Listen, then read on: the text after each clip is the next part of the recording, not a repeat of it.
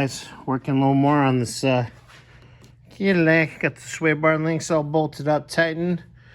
I know Scotty did a quick update on everything being tightened up front. Brakes are in.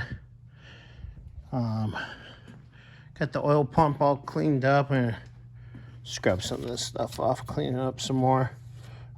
Kit to rebuild it is here. I'm gonna clean up the bolts, make sure they're all nice and clean. Once again, put more link all in, and yeah, just doing a little cleaning. We got the seal for the gearbox, so I'm going to take the pitman arm, get that ready for the bus when he gets here. And got some more of this. I know Scotty painted it up and adjust it.